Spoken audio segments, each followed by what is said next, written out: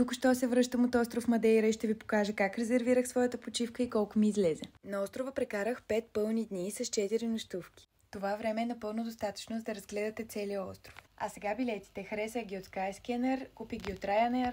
Летяхме София-Лондон, Лондон-Мадейра. В Лондон имахме около 2 часа лейовър.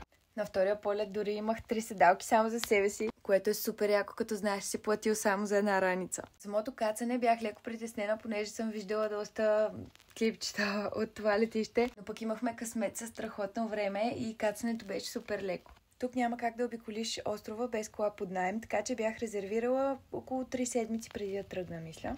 В цената включваше трансфер от и до летището, а за цените като цяло ще ви кажа в края. Първата ни дестинация беше парка с птиците, който беше чудесен. Може би убихме около час и половина вътре.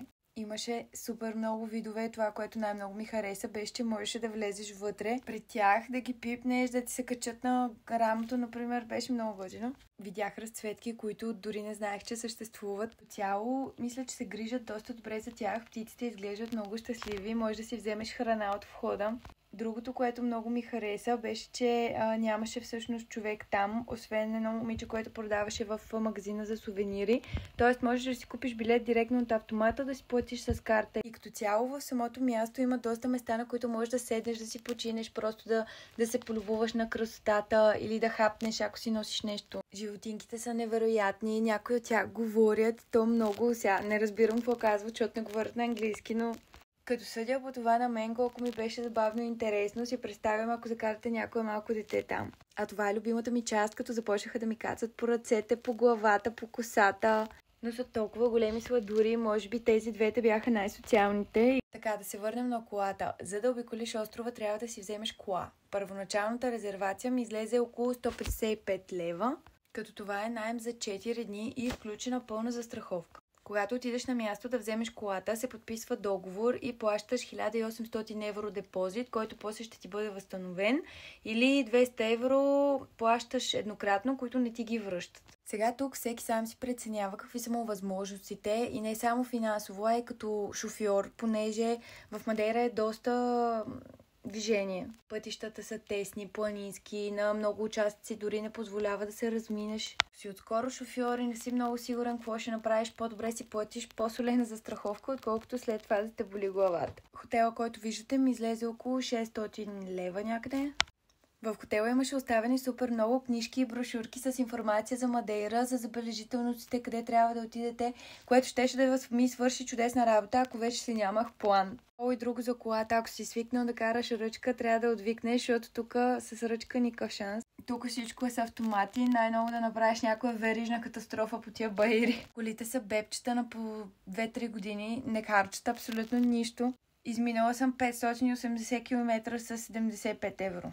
Нали? Всички казват, че за да хванеш хубав изгрев в Мадейра, трябва да станеш в 5:30. Лъжат ви, освен ако не си с кола под наем, стават в 5:30 само тези, дето ходят с автобус. Ако си с кола, моля те, тръгни в 7. В противен случай рискуваш да си тресеш зимното яке горе час и половина като мен, да не виждаш нищо, да не знаеш дали изобщо ще видиш нещо.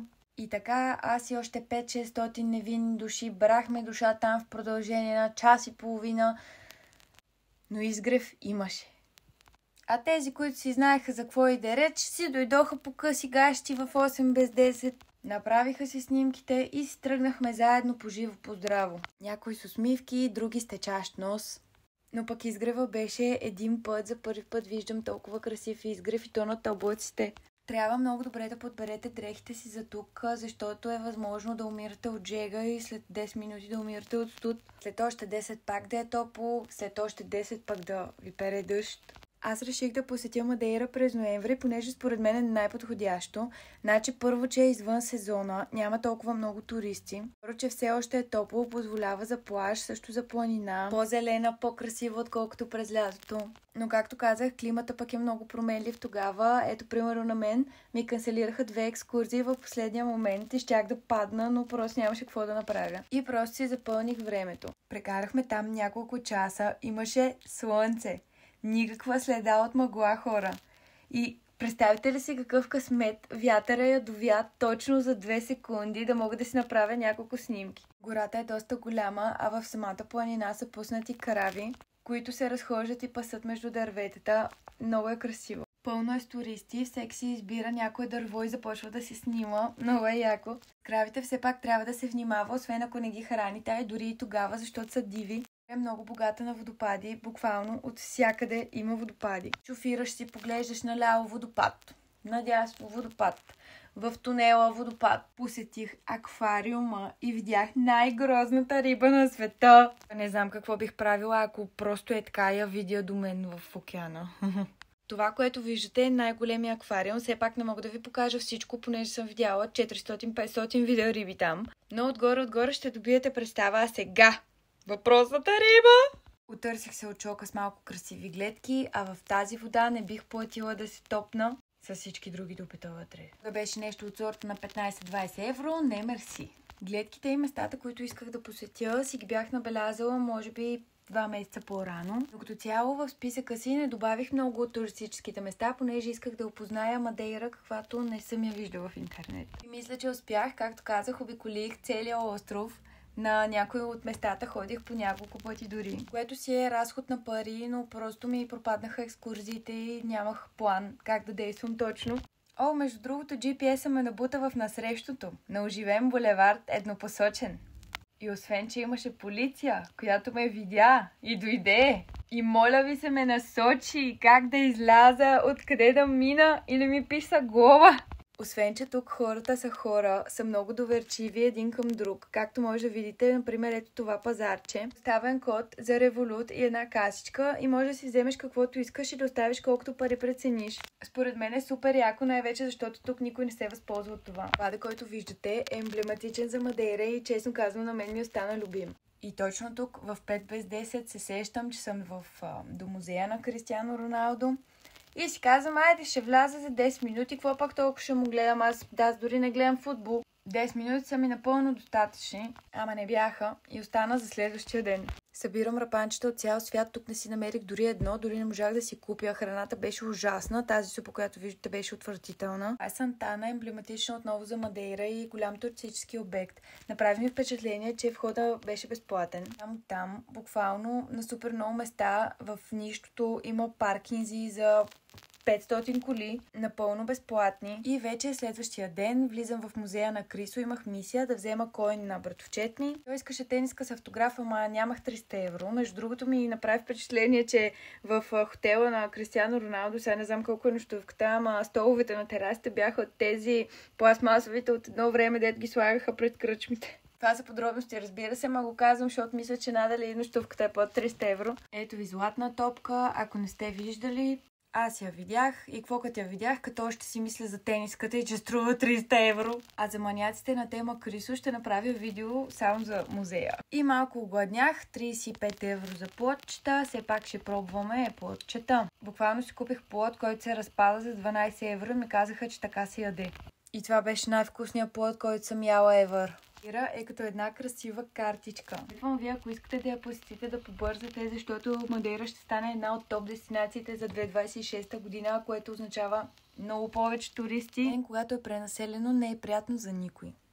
Аз очаквах морската храна да е много вкусна. Буквално най-хубавата морска храна, която ядох, беше от консерва, октопод и миди.